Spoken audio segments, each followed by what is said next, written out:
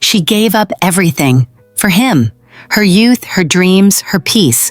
For years, Margaret Ellis rose before sunrise, packed lunches with trembling hands, and prayed he'd never feel an ounce of hunger. She poured her soul into raising a boy who once held her finger just to fall asleep. But now, he won't even look her in the eye. Today, she's standing in the rain, a suitcase at her feet, watching the door of the house she built slowly close behind her. Her son's voice echoes in her mind. "You'll be better off somewhere quieter, Mom." And just like that, Margaret becomes invisible. But what happens when the woman you erased refuses to disappear? This is not a story of revenge. It's a story of quiet resurrection, of a woman who lost everything, but found herself. Margaret Ellis had always believed in quiet love, the kind that doesn't shout across rooms or stamp its name on every sacrifice. Hers was the love that woke before dawn to pack a lunch, to fold laundry with lavender-scented care, to smooth a blanket over a sleeping grandchild, and whisper goodnight prayers into the dark. At 65, Margaret had lived in the same modest home in Ohio for over 3 decades. The walls held memories of her late husband's laughter, of little feet padding across the kitchen floor, of lullabies hummed at midnight.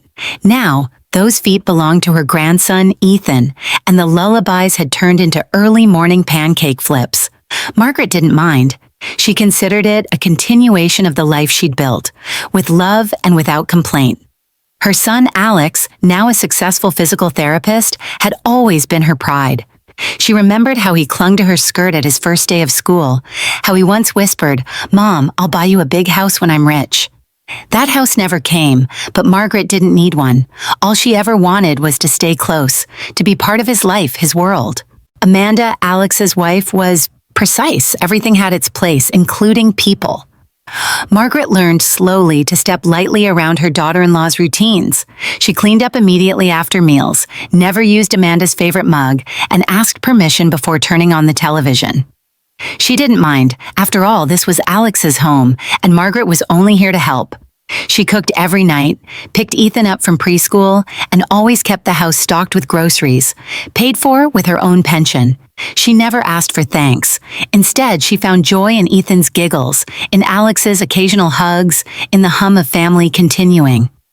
So when Alex mentioned he had a special surprise planned for her birthday, Margaret's heart fluttered like it hadn't in years. "Nothing big," he'd said, smiling, "but it's something I think you'll love." That morning, she woke up early, baked a peach cobbler, Alex's favorite, and wore the pearl earrings her husband had given her on their 25th anniversary. She imagined a quiet family dinner, maybe a cake, maybe even Amanda saying something kind. She didn't need gifts, just a moment, just a sign that she was seen. At noon, Alex asked her to come with him. "Where are we going, Joe?" she asked, adjusting her shawl. "You'll see," he said. His tone was light but not playful. It felt rehearsed. They drove in silence for 10 minutes. The car radio played faintly, a soft instrumental version of Moon River. Margaret glanced at her son. He kept his eyes on the road, jaw tight. They pulled up in front of a quaint little storefront, the flower garden, baking school, and cafe. Margaret smiled, puzzled. "This is charming. What is it?" Alex turned off the ignition. "I signed you up for a short baking workshop here, just a few days." Her smile faltered. "Baking, but oisien. I already bake." "I know," he said quickly, "but they've got all these modern techniques. You could learn how to make macarons or croissants. Something fun." She stared at him. "Is this my birthday gift?" He hesitated. "It's part of it. Also, Amanda thought it'd be a nice way for you to get out of the house. You've been cooped up a lot." Her breath caught. "So, I leave today?" Alex nodded, avoiding her gaze. "They've got a room upstairs, cozy. It's just for a few days. Me and Amanda, we could use some space. It's been tight lately." Tight. The word landed like a stone in her chest. The house had 3 bedrooms. Margaret had converted the smallest into a playroom for Ethan. She slept on a daybed. She looked down at her hands, folded neatly in her lap. "You want me to stay here?" Alex exhaled. "Just temporarily. Please don't take it the wrong way, Mom. You deserve a break." She nodded slowly. "Of course." He smiled, relieved. "Great, I'll help bring in your bag." She hadn't packed one. Inside, the baking school was warm and filled with the scent of cinnamon and rising dough. A woman behind the counter beamed at her. "You must be Margaret. We've been expecting you." Margaret forced a smile. "Yes, it's my birthday present." She turned to look at Alex, but he had already slipped out the door. The woman led her upstairs to a small, cozy room with floral curtains and a single twin bed. A welcome note sat on the nightstand. "Enjoy your stay with us, Margaret. Your first class starts tomorrow at 8 a.m. Margaret sat on the edge of the bed. The silence was thicker than she'd imagined. She looked around. No pictures of family, no familiar furniture, just four walls and the faint hum of an oven downstairs. A birthday gift. Outside, the sun dipped lower. She reached into her purse, pulled out the peach cobbler she had made that morning, and set it on the nightstand. No one would eat it now. She stared at it for a long time before whispering, "Happy birthday to me."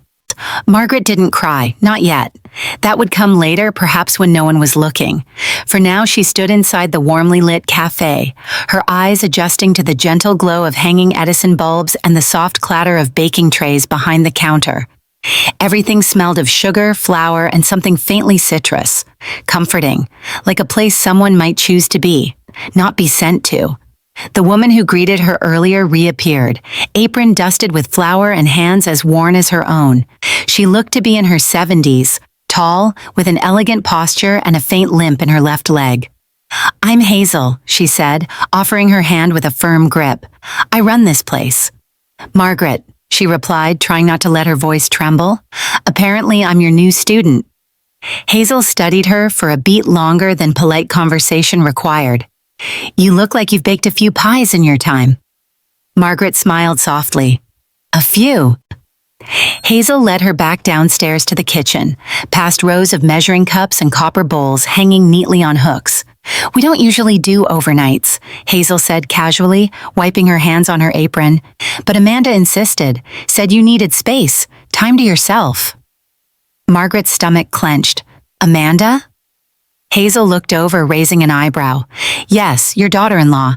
She handled the reservation, called 3 times to confirm the room was private and said you'd be staying indefinitely." The word hit like a slap, indefinitely. "She even paid in advance, said she wanted everything handled before your arrival so you wouldn't worry about the details." Margaret felt the world tip slightly, like the ground beneath her feet was no longer solid. Hazel, sensing the shift, tilted her head. "Did you not know?" Margaret steadied herself against the counter. "I thought this was a birthday gift." Hazel's eyes softened. She reached into a drawer and pulled out a teacup. "Sit," she said gently. "You don't have to talk if you don't want to." Margaret took the seat. Hazel poured hot water over a chamomile bag, sliding the cup toward her. The steam rose like a curtain between them, warm and blurring. "She told you I'd be here a while?" Hazel nodded. "Said it might be better for everyone if you had time away." "Time away?" Margaret laughed, but it cracked halfway out. "My daughter-in-law really knows how to wrap cruelty in ribbon." Hazel didn't smile. Instead, she slid a basket of rising dough toward Margaret. "Want a knead?" Margaret nodded, grateful for something to do. Her fingers pressed into the soft dough, the warmth grounding her in a way words couldn't. She focused on the repetition. Press, fold, turn, press, fold, turn. "I used to bake every Sunday," she said quietly. "My son loved my cobblers, said no one could make them like me." Hazel didn't respond, just listened, the rhythm of the kitchen continuing around them. Someone in the back turned on the radio. An old blues tune filled the silence. "Now he doesn't even want me in the house," Margaret said, eyes fixed on the dough. "Amanda thinks I'm in the way. He just goes along." Hazel nodded slowly. Sometimes people forget who built the road they're walking on. Margaret glanced up, surprised by the clarity of the remark.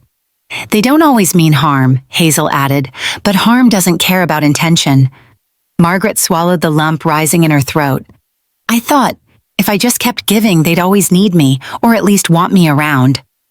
Hazel reached over, brushed a streak of flour from Margaret's cheek. "Maybe it's time you start baking for yourself." That night, back in the small upstairs room, Margaret changed into her nightgown and sat at the tiny desk near the window. Moonlight filtered through the lace curtains, casting soft patterns on the floor. The cobbler she'd made that morning sat untouched on the nightstand, its crust now slightly sunken. She opened the drawer beside the bed and found a small cake knife, left perhaps by Hazel's staff for her birthday. She picked it up and turned it in her hands.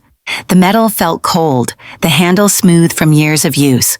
Standing, she brought the cobbler to the desk, set it down carefully, and lit the single candle Hazel had given her earlier. She didn't bother to sing. No one was listening. With both hands, she took the knife and gently pressed it into the crust. But her hands trembled. Not from age, not from weakness, but from something deeper, from the weight of realization. From the ache of understanding that everything she'd given had become invisible. That love, when taken for granted long enough, fades into background noise, into expectation, into silence. The knife hovered for a moment, then sank through crust and fruit, slicing clean through. She placed a piece on a plate and sat down. She took one bite, chewed slowly, then whispered, "Happy birthday to me." The ride back from the baking school was quiet. Margaret didn't say much. Alex filled the silence with occasional updates. Ethan had a cold. Amanda was reorganizing the pantry. The neighbor's dog had barked all night. Small things. Meaningless things. Margaret responded with nods and soft murmurs, eyes fixed on the blur of suburban streets passing by. When they arrived at the house, Margaret stepped out of the car slowly, the weariness in her limbs heavier than usual. Her home, still hers, she reminded herself, stood before her, its garden freshly trimmed, porch swept clean. But something felt off. It was too neat, too arranged. Inside, the smell of bleach lingered in the air. On the staircase, her knitting basket was gone. The photo frame of her wedding day, once on the hallway table, had been replaced with a vase of artificial flowers. She walked slowly to her room. The door was ajar. Inside, on the bed, sat a neatly packed suitcase. Her suitcase. Next to it was a smaller bag with her toiletries, zipped and labeled. Amanda appeared in the doorway behind her, arms crossed, smile tight. "We thought it'd be easier this way, less stress." Margaret turned to face her, trying to keep her voice level. "This way?" Amanda exhaled like rehearsing a pitch. "We've talked about it a lot, me and Alex, and we think it's best you stay at Hazel's place for a while. Just a couple of months. You saw how lovely it is. Quiet, peaceful. It'll be good for you." Margaret's eyes dropped to the suitcase. "And after those 2 months?" Amanda hesitated, then added too quickly, "We'll revisit, see how things go." Margaret's hand gently brushed the handle of the suitcase. "You've already decided." Amanda tilted her head. "It's not a decision, it's a suggestion, for everyone's benefit." A pause. Margaret didn't ask what Amanda meant by everyone. She didn't ask if Ethan had said anything about missing her bedtime stories, or if Alex had argued in her defense, even once. She didn't ask, because she already knew. Some questions, Margaret had learned, are best left unspoken, not because the answers hurt, but because the silence that follows confirms everything. Footsteps echoed behind them. Alex stood at the hallway entrance, hands in his pockets. His face was blank, unreadable, like he'd spent hours practicing it in the mirror. "Mom," he said. Just that, nothing more. She looked at him, eyes soft. "How long have you known?" He shifted. "A few weeks. Amanda brought it up. I wasn't sure." "But you agreed." He looked away. "We need space. Things have been tense." Margaret nodded, the weight of those words anchoring her deeper than anger ever could. She didn't yell, didn't cry. She walked to the dresser, pulled open a drawer, and took out a folded photo of her and Alex from his graduation. Her arms wrapped tightly around him, his grin wide, cap crooked on his head. She slipped it into her coat pocket. "I'll go," she said quietly. Amanda stepped back, perhaps surprised at the lack of protest. Alex moved to take the suitcase, but Margaret raised a hand. "I've got it." She walked past them down the stairs. The house was spotless, as if preparing for a realtor's tour. No shoes near the door, no signs of a grandmother living there. At the door, she paused, turned to look one last time. Ethan's toy truck was on the couch. That was all. No one followed her out. The air outside was sharp. Autumn was creeping in. She wheeled her suitcase down the front steps, the wheels thumping softly against the concrete. She didn't look back. A block away, a familiar voice called out, "Margaret?" She turned. Roy, the elderly neighbor who'd known her since Alex was in diapers, stood at the edge of his driveway, newspaper in hand, worry on his face. "You leavin'?" Margaret forced a smile. "Just for a while." He stepped closer, voice low. "Amanda came by last week, asked if I knew any realtors, said she was considering listing the house." Margaret froze. Roy put a hand on her shoulder. "I didn't say anything earlier. Figured maybe I was mistaken, but I've seen this before. Family gets tight. Elders get moved." Margaret nodded slowly. "She's efficient, I'll give her that." Roy frowned. "You got somewhere to go?" "I'll manage," she said, her voice calm. He looked at her for a moment, then stepped back. "If you need anything, you know where I am." She touched his hand briefly. "Thank you, Roy." He watched as she continued down the street, the suitcase thudding behind her, smaller with every step. At the corner, Margaret stopped, looked down at the piece of paper in her hand. Hazel's cafe address. Then slowly, deliberately, she crumpled it and let the wind take it. Margaret continued walking, her suitcase trailing behind her like a stubborn child. Each roll of the wheels scraped against the sidewalk, an unrelenting reminder that she was no longer welcome in the home she once built from laughter, sacrifice, and secondhand furniture. The sun had dipped behind clouds, casting the neighborhood in a muted gray. She reached the bus stop on the corner of Maple and 3rd, a place she hadn't stood in over 30 years. Back then, she'd held Alex's tiny hand as they waited for the school bus, his backpack too big for his small frame. Today, her hands were empty, no lunchbox, no child, just silence. Roy appeared again, his steps slower now, his voice quieter. "I'm sorry, Margaret, I should have told you sooner." She didn't look up. Her gaze remained fixed on the cracked pavement near the bench. "How long have they been planning this?" Roy shifted his weight. "Amanda started asking around a few months ago. Subtle questions. She asked if the market was good, what homes in the area were going for. Said something about long-term plans. At first, I thought maybe they were thinking of upgrading, moving to a bigger place."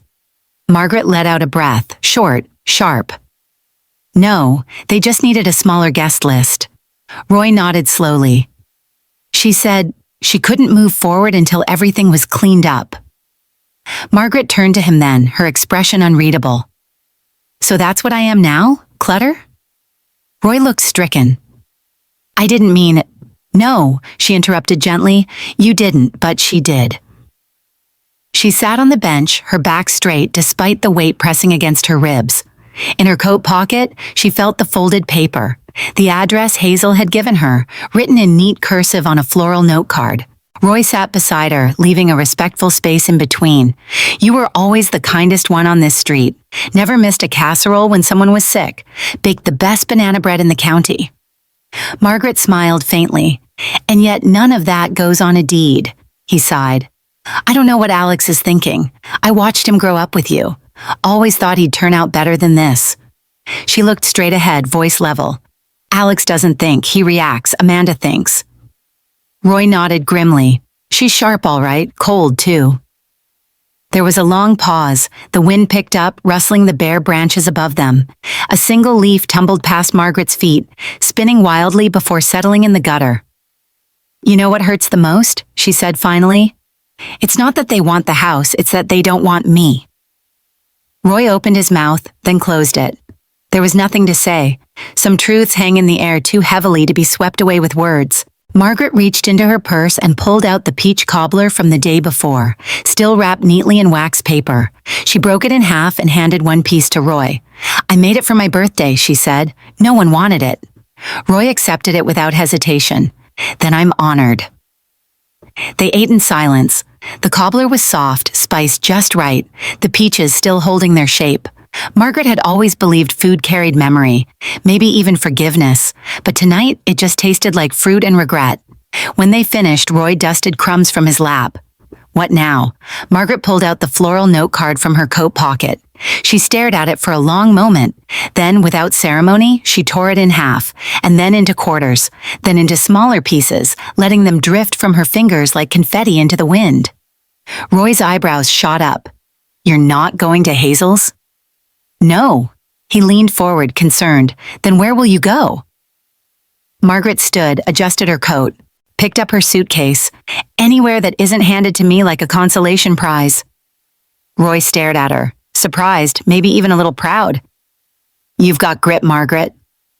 She looked down the street where headlights approached in the distance. "No, Roy, I've got clarity." As the bus rumbled closer, she stepped forward and raised her hand. The driver slowed, the doors hissed open. Margaret paused before boarding. She turned to Roy. "Don't worry, I'm not lost." "Where are you going?" She smiled. "To start something that's mine." Then she climbed aboard. Inside, she found a seat near the back, away from the few passengers already riding. Her suitcase sat beside her like a trusted friend. The lights inside flickered once as the bus pulled away from the curb and the suburban houses began to blur into distance. Margaret didn't look back. Instead, she closed her eyes and let the motion carry her forward. No destination, no plan. Just the first step toward becoming visible again. The coastal town of Haven Hill wasn't on any map Margaret had ever studied. It wasn't famous. It didn't boast tourist beaches or fancy resorts. But as the bus curved along a winding cliffside road and the Atlantic came into view, gray and endless beneath a misty sky, something in her chest shifted. She stepped off the bus at the last stop, a modest sign that simply read Haven Hill, population 3,204. Her suitcase wobbled on the uneven stone sidewalk. The air smelled of salt and something older, like wood and wet rope. Wind carried seagulls' cries over the quiet buildings. For the first time in days, she inhaled deeply and let it settle in her lungs like a forgotten song. She had no plan, no destination, but she had time, and that felt like something sacred. Down the street, tucked between a bait shop and a weathered bookstore, Margaret spotted a small diner with a sign that read, "Coastal Crumbs, home cooking since 1959. The windows were fog-dim, the door creaked when opened, and inside, the scent of bacon grease and brewed coffee enveloped her like an old quilt. A woman in her 50s stood behind the counter, red hair tied up in a messy bun, apron dusted with flour. She looked up, surprised but not unkind. "We're not hiring," she said instinctively. Margaret hesitated. "I'm not here for a job, just wondering if there's a room for rent nearby." The woman studied her, eyes narrowing slightly. "You new to town?" "Passing through," Margaret said. "Maybe staying, not sure yet." The woman wiped her hands and motioned to a stool. "Sit. You look like you've walked a long way." Margaret sat. The stool squeaked beneath her. She didn't even mind. "I'm Clara," the woman said. "Owner, cook, cleaner, therapist, depending on the hour." "Margaret." Clara nodded, poured a cup of coffee without asking. "Strong and hot, that okay?" "Perfect." Margaret took a sip and almost sighed. Real coffee. Real warmth. Clara didn't hover. She cleaned a bit behind the counter, then spoke as if they were already in mid-conversation. "Got a spare cot in the back. Used to let my niece sleep there during summer shifts. It's not fancy, but it's dry. There's a shower and enough space to swing a cat if you're into that." Margaret smiled for the first time in days. "I won't be swinging cats." Clara grinned. "Good, they hate that." She paused, then added, "Can't pay much, but if you're willing to peel potatoes and wash dishes, I can make sure you're fed and not sleeping in the rain." Margaret didn't hesitate. Deal. And just like that, she had a place. That night, she lay on the thin mattress in the back room, listening to the creak of the pipes and the hum of a refrigerator. She didn't mind the cold draft sneaking through the cracked window. She didn't mind the single flickering light bulb. It was hers, at least for now. Her phone sat on the nightstand. She checked it once. No calls, no messages. Not even a missed one. She put it face down. Days passed, then a week. Margaret rose before dawn, peeled carrots, mopped floors, wiped ketchup off sticky menus. Her hands, though tired, remembered the rhythm of work. Her back ached, but her spirit felt useful. At Coastal Crumbs, she became part of the background, quiet, steady. a woman with silver hair and tired eyes who made excellent chicken pot pie and remembered how every customer took their coffee. Clara didn't ask questions, and Margaret didn't offer answers. One morning after the breakfast rush, Clara slid a cup of tea toward her. "Anyone back home looking for you?" Margaret sipped slowly. "No." "Kids?" "One." Clara didn't pry. "He must be grown." Margaret nodded. "And very busy." They didn't speak of it again. In the quiet moments, slicing tomatoes, folding napkins, Margaret sometimes wondered if Alex even noticed she was gone. If Ethan asked where Grandma went. If Amanda feigned confusion, then turned back to her spotless kitchen with a satisfied smile. But the phone never rang. The ache of that silence dulled day by day, replaced by the gentle hum of routine. One evening, a young couple came in, tourists clearly, asking for directions and local recommendations. Clara pointed them toward the lighthouse trail. As they left, the girl turned to Margaret and said, "You remind me of my Nana. She used to bake with me when I was little." Margaret smiled. "I hope she's well." The girl hesitated. "She passed last year." "I'm sorry." "Thank you, but seeing you, it felt nice, like a little memory came back." When they left, Margaret stood still for a long moment. A little memory. That night, she sat on the edge of her cot and looked at her phone again. Still nothing. She exhaled, then gently turned it off. Maybe she wasn't meant to be remembered. But in this quiet town, with sea air and strangers who didn't know what she'd lost, she could begin to remember herself. It had been almost 3 weeks since Margaret started working at Coastal Crumbs. The rhythm of the diner had settled into her like an old melody, familiar, if a little out of tune. Mornings began with the scent of frying eggs and fresh biscuits. Afternoons faded into coffee refills and the chatter of locals who always took their pie with whipped cream but not too sweet. Margaret liked the quiet. No one knew who she used to be. Here she was just Miss Margaret, the soft-spoken woman who worked magic with pastry dough and brewed the strongest pot of coffee in Haven Hill. She didn't need to explain her past, and no one asked. But Clara knew something. She always had. One rainy afternoon, the diner was unusually slow. The bell above the door rarely jingled, and the rain tapped gently against the windows like a soft warning. Clara was rearranging a stack of menus when she paused, glanced at Margaret, then disappeared into the office behind the kitchen.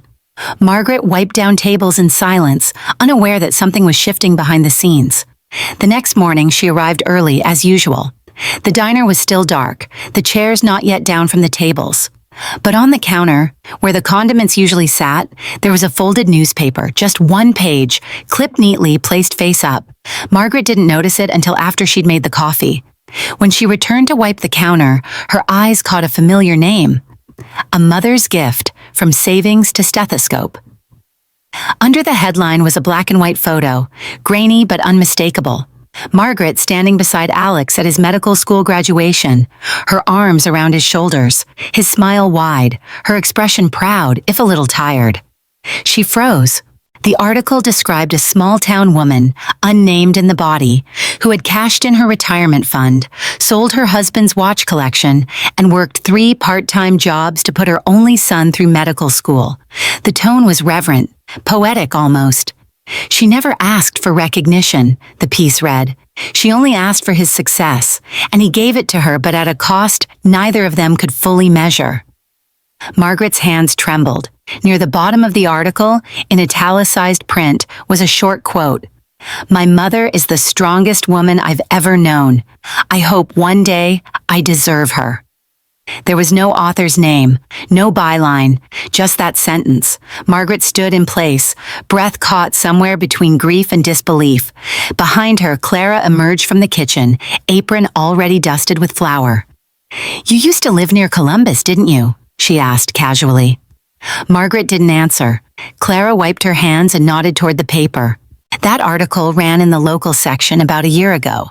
I clipped it because, well, I knew the doctor mentioned Alex Ellis. He was one of my interns back when I worked at Mercy General. Bright but scattered, always talking about how much he owed his mom." Margaret finally looked at her. "You knew?" Clara shrugged. "I had a hunch when I saw your name on the payroll. Then I saw you one day staring out the window and I thought, that's the face of a mother who gave more than she got back." Margaret's eyes glistened, but she didn't let the tears fall. Why didn't you say anything? Clara smiled gently. Because sometimes people don't need to be reminded of who they were. They need space to become who they are now. Margaret looked down at the article again. Her thumb traced the edge of the photo, pausing over her own smiling face. There was no bitterness in the article, no accusations, just the outline of a love so deep it left bruises. She folded the page carefully, slid it into her apron pocket. I don't want him to find me, she said softly. Clara nodded, and I won't help him if he comes looking. Margaret looked up, surprised. Clara continued, people think motherhood is about sacrifice, and it is. But at some point, the math changes. At some point, a mother has to decide, do I keep giving until there's nothing left? Or do I reclaim what's mine before it's gone forever? Margaret whispered, what if there's nothing left to reclaim? Clara placed a warm hand on her shoulder. There's always something left, especially in women like you. Later that evening, after closing, Margaret walked along the pier, the wind whipping strands of silver hair across her cheeks. The newspaper clipping was folded neatly inside her coat. She stopped near the edge and stared out into the ocean. The words echoed again. I hope one day I deserve her. Maybe he meant it. Maybe he didn't. But it didn't matter now, because for the first time in a long time, Margaret wasn't waiting for someone else to decide her worth. She would. It began with a folding table, 2 borrowed chairs, and a sign painted by hand. Peace and crust, old-fashioned bakes, made with heart. Margaret set it up near the boardwalk just outside Coastal Crumbs, in a little patch of shade beneath a crooked lamppost. With Clara's quiet encouragement and a few saved-up wages, she bought flour, sugar, butter, and 2 crates of apples. That first morning, she made 6 pies. By noon, they were gone. People stopped not just for the smell, but for the presence. There was something grounding about Margaret. She didn't advertise. She didn't call out to passers-by. She simply stood there, flour-dusted apron over her weathered dress, eyes soft and welcoming. Soon regulars came. A retired fisherman who missed his late wife's rhubarb tart. A pair of teenage girls who swore her chocolate muffins were magic. And even the mayor's wife, in oversized sunglasses, came every Thursday for her secret slice of buttermilk pie. Your crust tastes like the one my mother made, she whispered one day, embarrassed by her tears. That's the idea, Margaret replied. Word spread. Locals called her the Pie Lady. Tourists took photos. A small chalkboard appeared beside her table. Today's flavors. She added little notes beneath each one for strength, for healing, for those who've lost but haven't given up. And somehow the world seemed to respond. One cloudy afternoon, as Margaret arranged her latest batch of cinnamon rolls on a tray, she noticed a boy, maybe 8, maybe 9, standing across the street. He was small, skinny, with a torn hoodie and sneakers too big for his feet. He watched her, unmoving. When she looked up, he flinched and pretended to tie his shoe. Margaret smiled. You hungry? He didn't answer. She held out a roll. Come, it's warm. Cautiously, the boy crossed the street. He took the pastry with both hands like it might vanish. He bit into it, and tears welled in his eyes. I didn't mean to cry, he muttered, wiping his face with his sleeve. It's good. Margaret crouched beside him. What's your name? Leo. You live around here? He shrugged. She didn't press. Would you like another one for later? He nodded. As she wrapped it, he asked, Do you own this? She nodded. Sort of. It's small, but it's mine. Leo looked around. No one ever gave me anything that wasn't used or broken. She handed him the second roll. Well, here's something made just for you. He stared at it, then almost a whisper. I was in foster care. I ran away. They said I was too angry, too much. Margaret placed a gentle hand on his shoulder. You are not too much. You are just misplaced. Leo's lip quivered. Do you think I'm trash? Margaret blinked back tears. Sweetheart, I know what it feels like to be thrown away. And he looked up at her, eyes wide. She continued, But you're not trash, and neither am I. Leo stood there for a long time, holding his roll like it was a treasure. Before he left, he looked back and said, You made me feel like a real person, not just extra. Margaret smiled. Then come back tomorrow. You're always welcome here. After he left, she sat down behind her table, hands resting in her lap. For the first time in months, the ache in her chest loosened. She wasn't just surviving anymore. She was planting something. The next morning, Leo returned with 2 other children, siblings, he said. Margaret made muffins for all 3 and set up a little jar labeled Kindness Fund. Locals began dropping in spare change. Within a week, she was making double batches. Clara watched all of this with quiet satisfaction. One evening, as they closed up the diner together, she handed Margaret an envelope. "What's this?" Margaret asked. "Business license application," Clara replied. "You've got a following, might as well make it official." Margaret looked down at the envelope, then back at her friend. "You really think I can do this?" Clara raised an eyebrow. "You've already done it." That night, Margaret sat by the pier again, this time with a pencil and notebook in hand. She began sketching a new logo, a rolling pin crossed with a heart. Peace and Crust would be more than a table. It would be a sanctuary, for her, for kids like Leo, for anyone who ever felt forgotten. As the waves crashed gently against the rocks below, Margaret wrote her first entry in the notebook, Day 1 of becoming real again. It was a Tuesday, slow, gray, the kind of morning that made even the ocean seem tired. Margaret stood behind her little stand at Peace and Crust, rolling dough between her palms and humming an old tune from her youth. The sign beside her read, Apple Cinnamon Scones, for resilience. Around 10, a tall man in a gray wool coat approached. He had salt and pepper hair, a neatly trimmed beard, and eyes that shifted nervously between the menu board and her face. He looked like someone who didn't belong in a beach town, more corporate than coastal. "Mornings, huh?" he said, voice polite but uncertain. "You're Margaret?" She nodded. "Margaret Ellis?" He paused for a split second, barely noticeable, but Margaret had lived long enough to spot it. A flicker, a recognition, something paused behind his eyes. She offered him a scone. "First time here?" He took it slowly, hands a bit too stiff. "Yes." She wrapped it gently, handed it over. "It's on the house." He blinked. "Really? You look like someone who needs sweetness today." The man gave a half smile and walked away, but not far. He sat on a nearby bench, ate the scone in thoughtful bites, and glanced her way more than once. Margaret said nothing. She had long since learned that people speak loudest when they try not to. The next week he returned, then again the next. By the 4th visit, he waited until her morning rush slowed and approached with a purpose. "My name is Daniel," he said. "Daniel Marks." Margaret tilted her head, wiping her hands on a towel. "Nice to meet you, Daniel."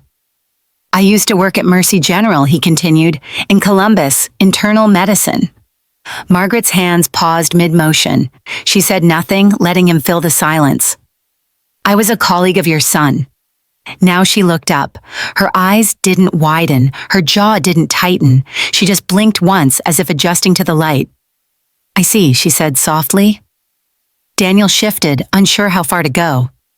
"I recognized your name that first day. I thought, no, it couldn't be, but then I saw your face. You haven't changed much from the photo on his desk." Margaret offered a quiet smile. "He kept my photo?" Daniel nodded slowly. "For years, said you raised him on your own, that you gave up everything so he could become a doctor." She folded a napkin slowly. "And what did he say happened to me?" Daniel hesitated. He said you passed. "A few years back, cancer." Margaret nodded. "That explains why no one's called." "I'm sorry," Daniel said quickly. "I thought maybe there was a misunderstanding, some family estrangement, a falling out." "There was no misunderstanding," she said. "Just a choice." Daniel looked at her, genuinely shaken. Why would he do that? Margaret finally looked up, her gaze steady. "Because if I'm dead, he doesn't have to explain where I went, doesn't have to admit he sent me away. People grieve the dead. They don't question their absence." Daniel swallowed hard. "I never would have guessed. He always spoke of you with such reverence." She chuckled, but there was no humor in it. Reverence is easy when the person can't correct the story. Silence fell between them. After a moment, she added, "Thank you for telling me." Daniel looked ashamed. "I didn't know what to do with it. I thought maybe I should call him, say I saw you, but..." Margaret shook her head. "Don't," He exhaled. You're sure? I'm not angry, she said simply. I'm just done. Daniel seemed to struggle with that. I don't understand how you can be so calm. Margaret reached under the table, pulled out a small notebook with a worn cover. Because I've started something new. She flipped it open and pointed to the first page. At the top, written in neat cursive, Chapter 1, Life After a Funeral I Wasn't Invited to. Daniel stared. Margaret closed the notebook and smiled. You can mourn what you lost. Or you can write something better. I've chosen to write. He nodded, the tension in his shoulders easing a little. You're stronger than I think I'd be. No, she said gently. I've just been through the fire, and I'm still standing. Daniel reached into his pocket, pulled out a small card. This is my number if you ever need anything, even just to talk. And Margaret took it politely on saying, thank you. As he turned to leave, she added, Daniel? He looked back. Next time, try the blueberry muffins. They're for forgiveness. He laughed softly. I'll keep that in mind. That evening, as the sun dipped below the horizon and Haven Hill turned gold, Margaret returned to her notebook. She wrote slowly, each word deliberate. The day I found out I'd been declared dead was not the day I broke. It was the day I decided to live so loudly the echo would haunt their silence. She closed the cover, smiled to herself, and brewed a cup of tea. Peace and Crust wasn't just a stand anymore. It was a rebirth, and she was just getting started. The day Margaret met Lily, the ocean was furious. Waves crashed against the boardwalk with a ferocity that rattled windows and snapped the corners of her bakery stand's awning. The locals stayed inside. The few brave tourists scurried between gift shops and coffee houses, hoods up and heads down. Margaret had considered packing up early. Business was slow, the wind relentless, and her knees weren't what they used to be. But something kept her rooted behind the folding table. A quiet instinct, a whisper that something, or someone, needed her that day. She saw the girl first as a blur of red, darting across the slippery street near the marina. A child, soaked from head to toe, bare legs streaked with mud, trying to outrun a gust of wind twice her size. She stumbled. A delivery truck turned the corner. Margaret screamed, and then she moved. She dropped her tongs, shoved past a stack of pie boxes, and ran. At 65, her joints protested every step, but she didn't slow. She lunged forward, arms outstretched, and yanked the girl backward, just as the truck's brakes screeched and the tires kissed the curb. They tumbled to the ground in a tangled heap, the girl's tiny body shaking like a leaf in Margaret's arms. It's okay, Margaret whispered, breathless. You're okay. The driver jumped out, panicked, but Margaret waved him off. No harm done, just fear, trembling human fear. The girl didn't speak, just clung to her like a lifeline. Police came later. A social worker, too. The girl had no ID, no coat, and wouldn't give her last name. She just kept whispering, "Don't make me go back, please, please."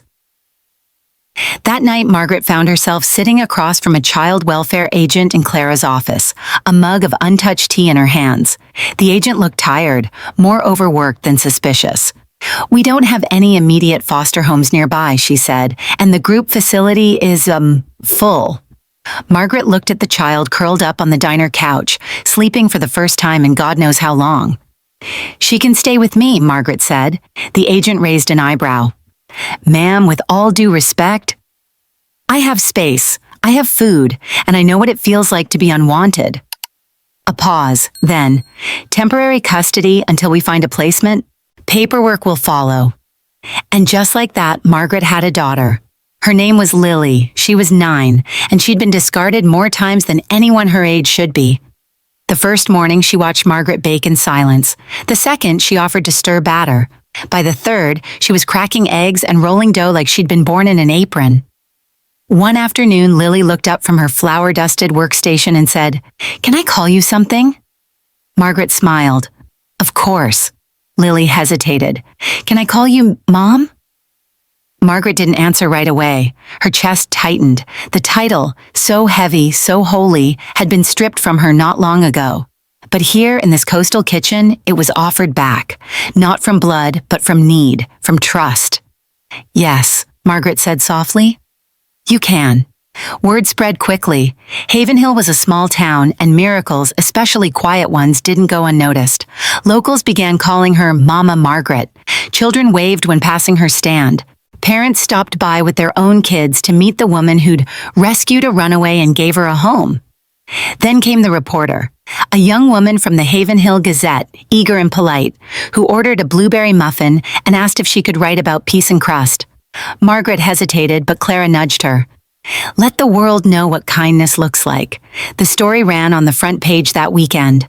From forgotten to flourishing, the woman who baked her way into a town's heart. It mentioned Lily, the pies, the kindness jar. It even included a quote from Leo, Margaret's first regular child guest, who said, "She makes you feel like your sadness isn't permanent." Within days, the article spread online. A regional paper picked it up, then a food blog, then a family values site. Photos of Margaret in her apron, smiling beside Lily with a tray of cookies, bounced across social media with captions like, "Woman once cast out by her own family is now a mother to a town. You're never too old to start over, or to be the parent someone needs." Margaret didn't chase the attention. She still woke at dawn, still kneaded dough with the same quiet resolve.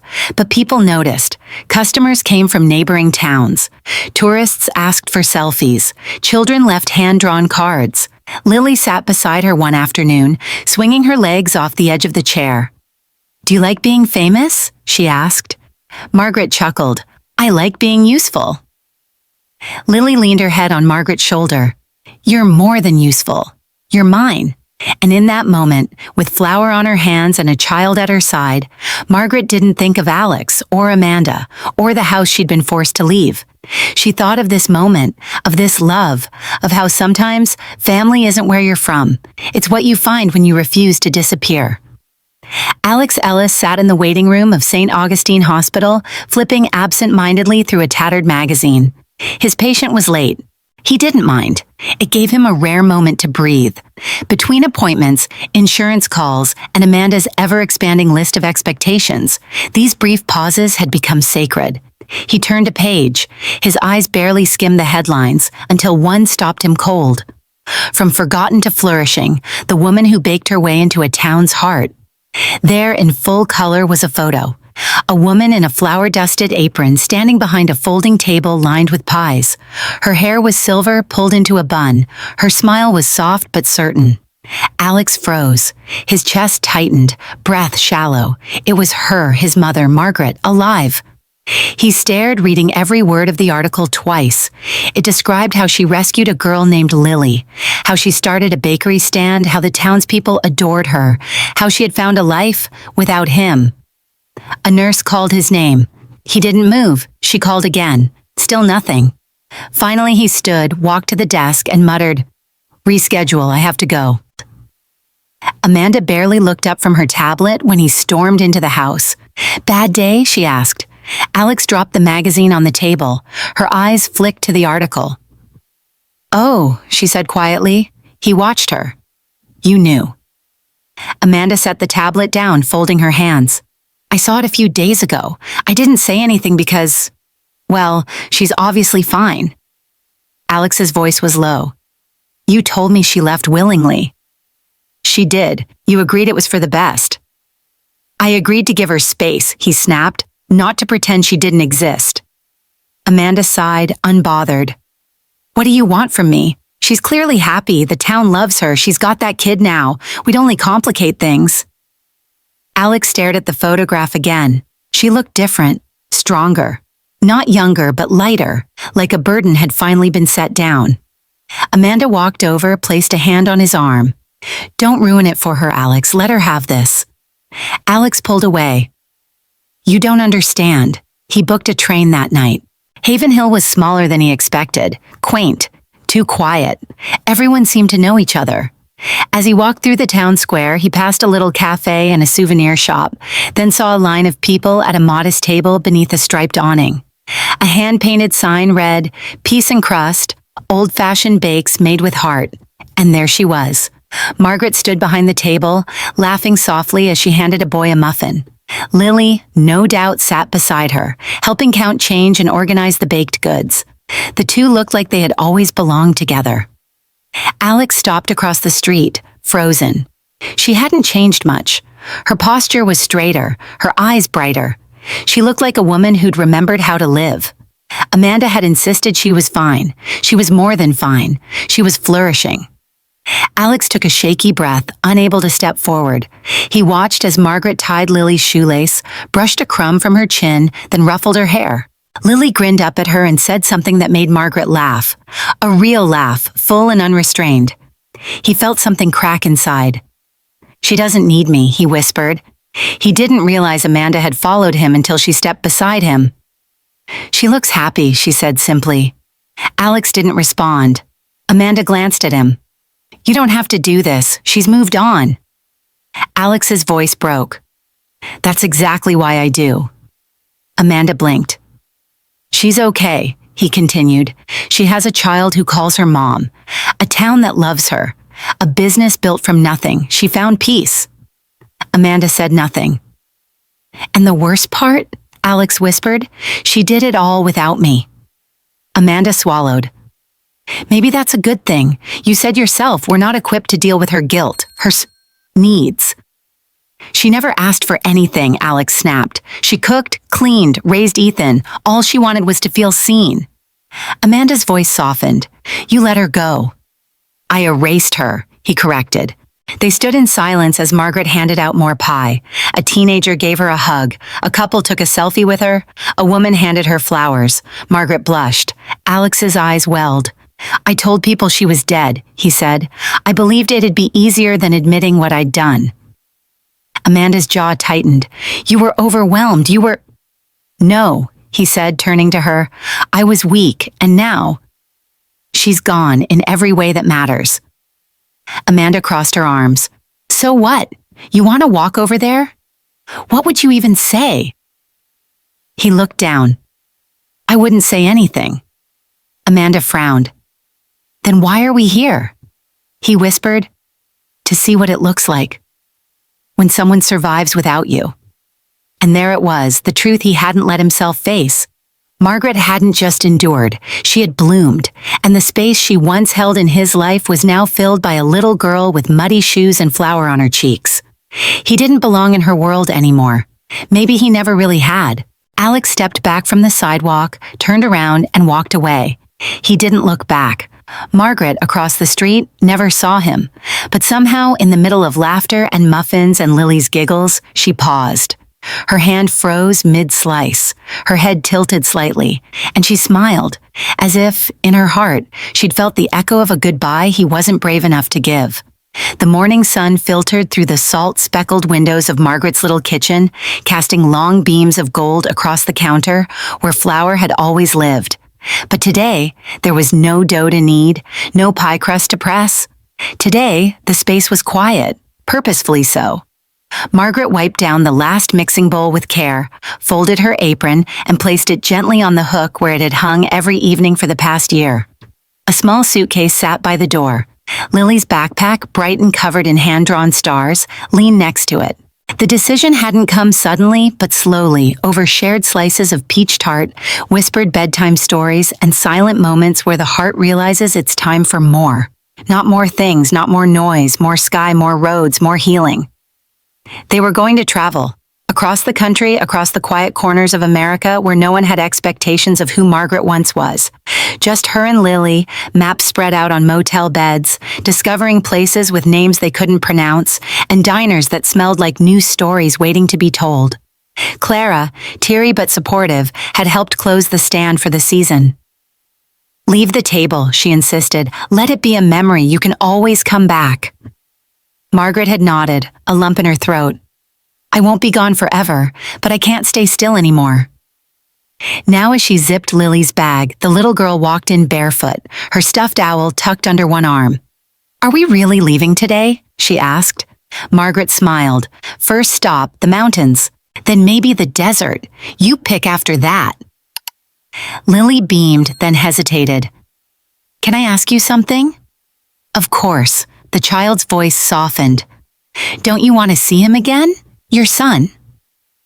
The question settled in the room like a drifting feather. Margaret sat down beside her. "You know," she began, choosing each word carefully, "I used to think I needed that. Closure, apology, something. Lily listened, owl clutched tightly. But the truth is, Margaret continued, I already saw him, once, a long time ago. In my memory he was 6, with muddy shoes and a scraped chin. He gave me a flower from the neighbor's garden and said, "Don't tell Mrs. Jenkins." She chuckled. That's the boy I carry with me. Lily tilted her head. But what about now? Margaret looked out the window. Now, I live for new memories, ones we haven't made yet. Lily seemed to understand more than most adults ever could. She nodded solemnly and leaned her head on Margaret's shoulder. I'm glad I found you, she whispered. I didn't find you, Margaret corrected gently. You found me. They stayed like that for a while. Later, as they packed the last of their things into the trunk of a borrowed car, Margaret walked back inside one last time. The diner was closed, lights off, tables stacked. But her bakery stand remained, covered now with a canvas sheet, tucked under the watchful eye of the lamppost that had witnessed so much transformation. She carried a small box with her, inside, her last batch of lemon shortbread cookies. She placed the box carefully on the stand's counter and beside it slipped a folded note. No names, no explanation, just 12 words. If you've ever forgotten your mother, forgive yourself before it's too late. She stepped back, eyes misty but calm. There was power in letting go. Outside, Lily waited in the passenger seat, bouncing with excitement. Margaret climbed in, started the engine, and they pulled away from the town that had given her more than any house ever had. As Havenhill faded in the rearview mirror, Margaret didn't feel sorrow. She felt weightless, as though the years of being unseen, erased, dismissed, had finally burned away. At a gas station 3 towns over, they stopped for snacks and maps. Lily giggled as she circled states with colorful pens, drawing stars for every town she wanted to visit. Margaret bought 2 postcards, one of the mountains, one of the sea. She wrote nothing on them, just tucked them into her journal. Not every memory needed to be shared. Some were just for keeping. That night, in a roadside motel with faded curtains and beds that squeaked, Lily curled up under the covers and asked, "Will we have a house again someday?" Margaret thought for a moment, then kissed her forehead. "Maybe, but right now home is wherever you are." Then, and as the wind whispered outside and headlights blinked by in the dark, Margaret opened her notebook and wrote, "I used to think I had to be remembered to matter. But now I know, some lives are meant to leave quiet echoes, and some absences speak louder than presence ever could." The road ahead stretched far and wide, and for once, Margaret wasn't afraid of where it led. Alex arrived in Havenhill just after noon. The town hadn't changed in the few weeks since he'd last stood on its edges, heart caught in his throat. Tourists wandered the main street with ice cream cones. Children pointed at colorful signs, and the salty breeze gave everything a touch of softness, like the town itself was trying to soothe aching souls. But this time, Alex wasn't across the street hiding in shame. He was walking with intention. He turned the corner onto the familiar path where Peace and Crust once stood, his heart pounding, palms damp. But it was gone. The folding table, the baked goods, the chalkboard sign. Only the crooked lamppost remained, casting a long shadow over a closed umbrella and a lone wooden crate. He froze. A woman sitting on a nearby bench looked up from her book. She studied him, then smiled knowingly. "You looking for the pie lady?" Alex nodded, clearing his throat. "Yes. Is she... Margaret, is she around?" The woman tilted her head. "You're the son, aren't you?" His heart nearly stopped. "How do you..." "She mentioned you once, only once, said if someone ever came asking, especially a man with sad eyes and too many regrets, she left something behind." The woman reached into her tote bag and pulled out a small white box tied with a lavender ribbon. She handed it to him gently, like it was something sacred. "She said you'd come after it was too late, but not too late to understand." Alex sat slowly on the bench, hands trembling as he untied the ribbon. Inside was a pie, perfectly golden, lightly dusted with sugar. Peach cobbler, his favorite, the one she used to make every year for his birthday, the one he hadn't tasted in nearly a decade. Beneath it, folded neatly, was a letter. He unfolded it carefully, eyes already burning. My dear Alex, you were once the center of my universe. I gave you every part of me. Time, strength, love. I carried your pain, softened your mistakes, and stood in every shadow so your light could shine. I never wanted repayment, just to be remembered. But life has taught me something cruel and beautiful. We are not meant to be defined by those who forget us. You erased me, in your stories, in your home, even in your heart. And for a time, I mourned the loss of being needed. But then I realized my worth was never meant to be measured by your recognition. You were everything to me, but now I choose to be everything to myself. I do not hate you. I do not wait for your apology. I only hope you find peace with the silence you created. Love, always. Mom, Alex closed his eyes, the scent of the cobbler filling his lungs with memories that now tasted like sorrow. He didn't cry, not yet. He just sat there, letter in hand, pie in his lap, staring at the spot where she had once stood, changing lives with sugar and warmth. The woman beside him didn't speak. Eventually, she rose to leave, placing a hand on his shoulder. She's not hiding, she said gently. She's just living. Somewhere far from Havenhill, high on a hill overlooking the beginning of a vast forest trail, Margaret stood with Lily beside her. The wind was strong, playful, teasing her silver hair into wild tangles. Below them, valleys rolled out like green waves.